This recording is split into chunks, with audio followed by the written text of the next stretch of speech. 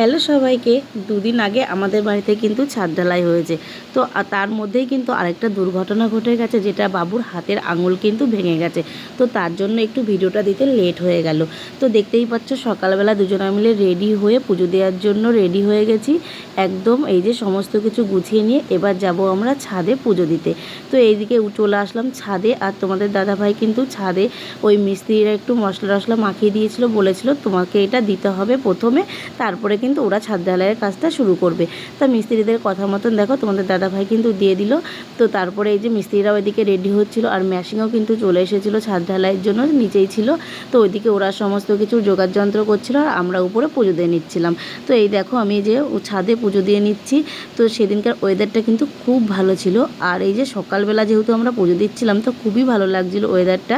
তো তারপরে এই যে এদিকে পুজোটা কমপ্লিট করে নিলাম, আর এইদিকে মিস্ত্রিরাও সমস্ত কাজকর্ম রেডি করে নিচ্ছিল। ওদের আর কি ছাদ ঢালাইয়ের জন্য যা যা প্রয়োজন সমস্ত কিছু এদিকে গুছিয়ে নিচ্ছিল। তো পুজো টুজো কমপ্লিট করে নিচেই চলে আসলাম, আর এইদিকে দেখো ছাদ ঢালাইয়ের কাজ শুরু হয়ে গেছে। তো এই যে সবাইকে চাটা দিয়ে দিলাম আমি। তো সবাই কিন্তু সকালের জলখাবারটা খেয়েই কিন্তু কাজে শুরু করে দিয়েছিল। তারপরে দেখো এদিকে লেগে গেছে আমার দিদি রান্না করতে, কেননা আমাদের বাড়িতে যেই মিস্ত্রিরা কাজ করেছিল সবাইকে আমরা কিন্তু খাইয়েছি।